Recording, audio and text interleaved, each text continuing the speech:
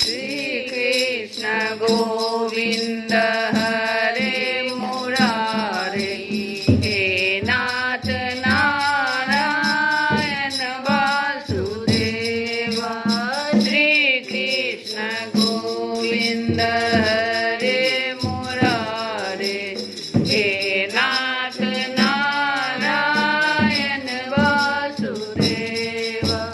हे नाथ नारायण वासुदेव, हे नाथ नारायण वासुदेव।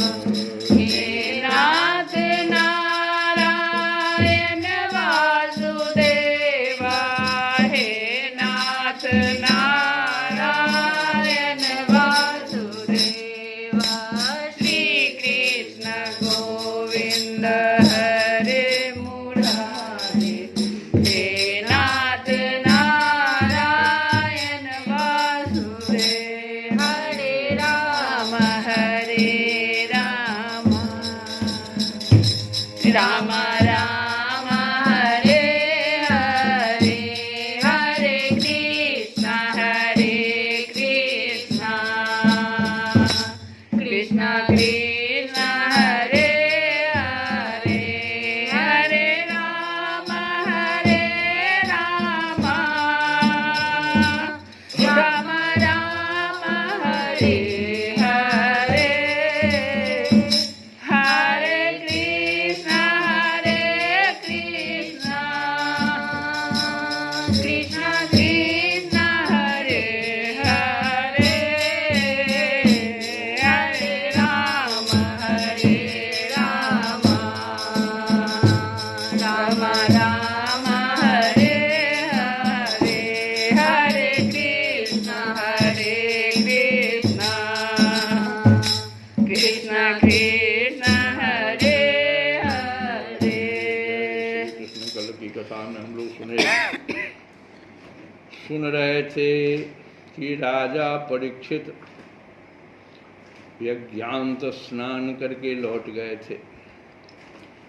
तो परीक्षित जैसे मनुष्य अमृत पान करते करते कभी तृप्त नहीं हो सकता, वैसे ही सब लोग भगवद भक्त राजर्षि युधिष्ठिर के राजसूय महायज्ञ की प्रशंसा करते करते तृप्त न होते थे। इसके बाद धर्मराज युधिष्ठिर ने बड़े प्रेम से अपने हितैषी सुहृद संबंधियों, भाई बंधुओं और भगवान श्री कृष्ण को भी रोक लिया, क्योंकि उन्हें उनके विछोह की कल्पना से ही बड़ा दुख होता था। परीक्षित, भगवान श्री कृष्ण ने यदुवंशी वीर सांब आदि को द्वारिकापुरी भेज दिया और स्वयं राजा युधिष्ठिर की अभिलाषा पूर्ण करने के लिए, उन्हें आनंद देने के लिए वहीं रह गए। इस प्रकार धर्मनंदन महाराज युधिष्ठिर मनोरथों के महान समुद्र को, जिसे पार करना अत्यंत कठिन है, मनोरथों के महान समुद्र को, मनोरथ ये समुद्र है और उसको पार करना अत्यंत कठिन है, ये राजा युधिष्ठिर इस प्रकार से सोच रहे हैं। लेकिन भगवान श्री कृष्ण की कृपा से अनायास ही पार कर गए और उनकी सारी चिंता मिट गई। यह बात एकदम सत्य है। अभी जो भौतिकवादी लोग हैं और आध्यात्मिक, दो प्रकार के लोग आपस में अभी उलझे हुए। भौतिकवादी लोग कह रहे हैं कि अध्यात्म की क्या जरूरत है, लेकिन उन्हें यह नहीं मालूम कि भौतिकवादी के अति से, भौतिकवादी सोच के अति से जो हृदय में खट विकार पैदा हो जाते, काम क्रोध लोभ मोह मद मत्सर, ये 6 विकार की जो उत्पत्ति होती है, उसके निराकरण का क्या उपाय है उनके पास? भौतिकवादियों के पास किसी विज्ञान में इन 6 विकार को हटाने की कोई भी प्रकार का नहीं यंत्र है, न उनमें सामर्थ्य है।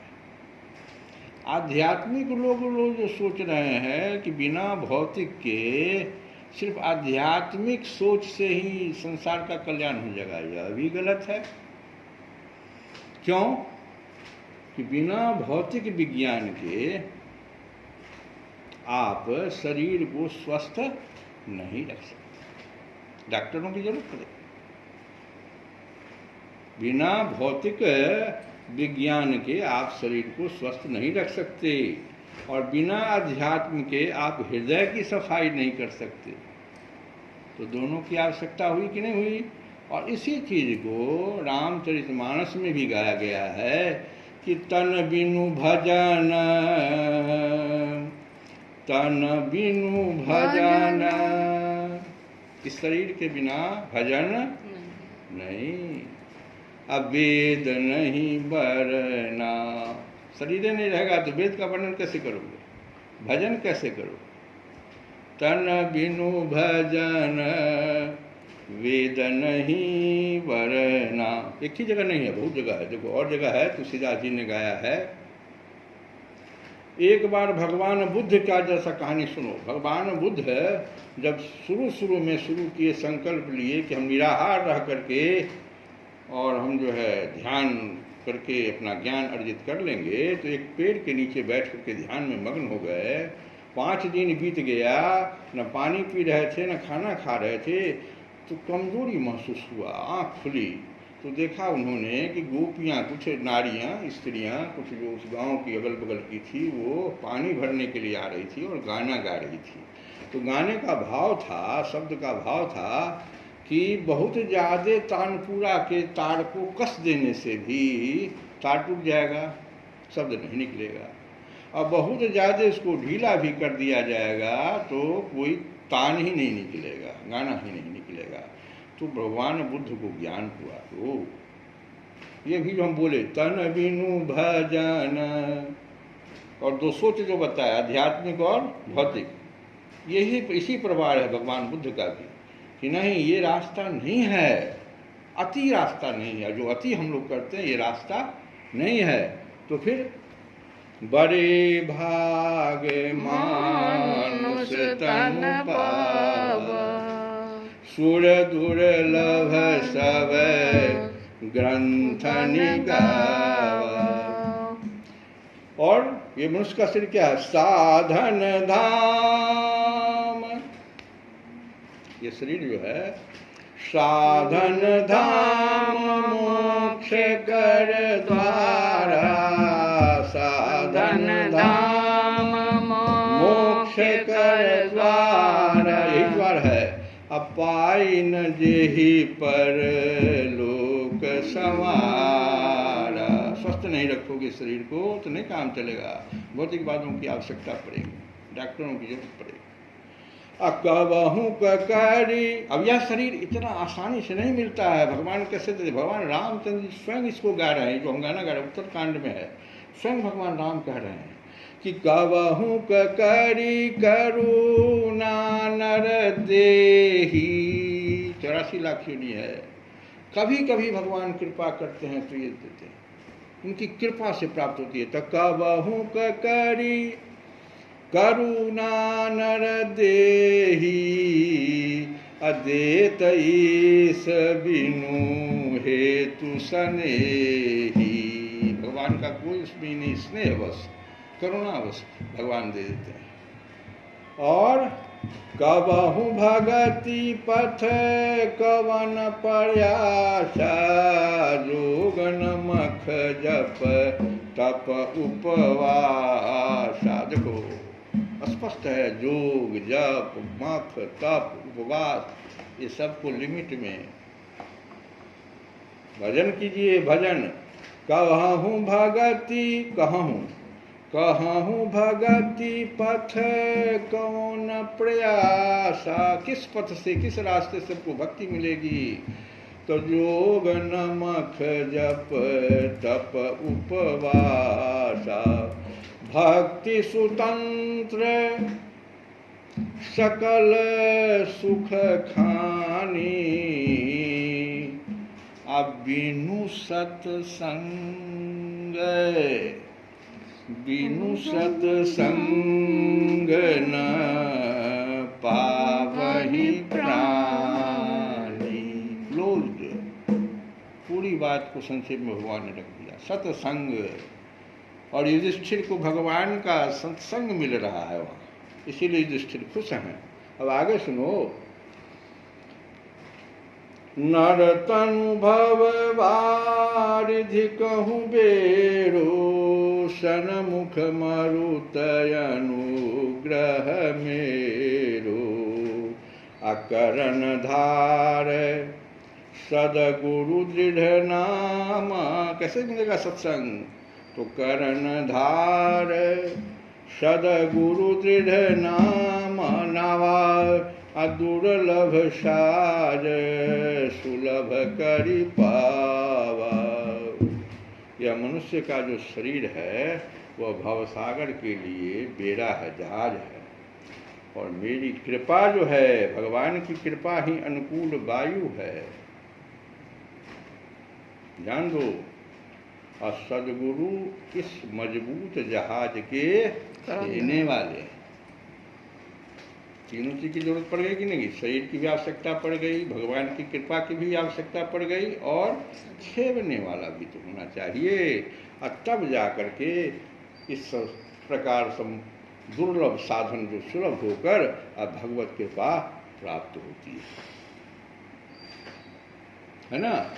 तो इसी चीज को गीता में भी लिखा गया है। जो हम कहे थे ना कि भौतिक और अध्यात्म के, गीता ही तो रामचरितमानस का मैंने गाया, गीता में भी। कुछ लोग कहेंगे गीता में कहाँ लिखा? गीता में भी है। क्या है? छठा अध्याय का युक्ताहार विहारस्य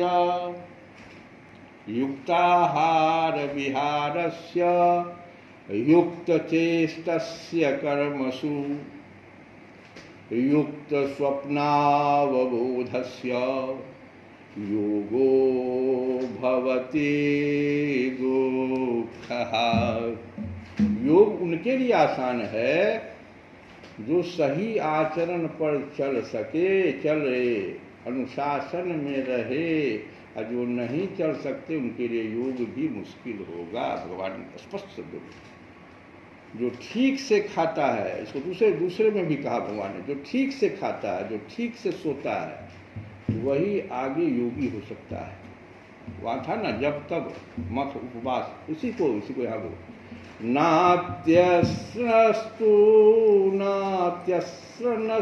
योगोस्ति न चैकान्तमनस्नतः न चाति स्वप्नशीलस्य जाग्रतो नैव चार्जुन। तो अमृत है हरि नाम जगत में, अमृत है हरि नाम जगत में। इसे छोड़ विष पीना क्या?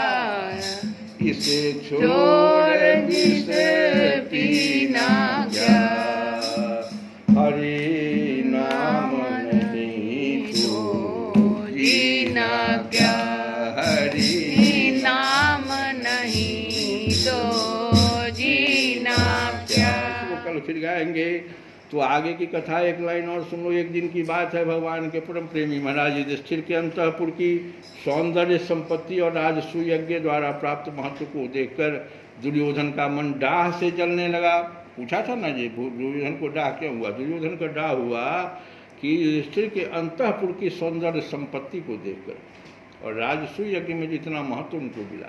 परीक्षित, पांडवों के लिए मैदानम ने जो महल बना दिए थे उनमें नरपति, दैत्यपति और सुरपतियों की विविध विभूतियाँ था। श्रेष्ठ सौंदर्य स्थान स्थान पर शोभायमान था। उनके द्वारा राजरानी द्रौपदी अपने पतियों की सेवा करती थी। उस राजभवन में उन दिनों भगवान श्री कृष्ण की सहस्त्रों रानियाँ निवास करती थी, और उस राजभवन में धीरे धीरे वहाँ पर सब चलती थी तो पायजमों की झनकार चारों ओर फैल जाती थी, उनका इस प्रकार से चलना देख करके एक दिन दुर्योधन जो है ना उसमें वहाँ घुस गया। परीक्षित सच पूछो तो दुर्योधन का चित्त द्रौपदी में आसक्त था। दुर्योधन के हृदय में बड़ी जलन होती थी यह सब देख करके, और इसी जलन का मुख्य कारण था। श्री कृष्ण गोविंद हरे मुरारे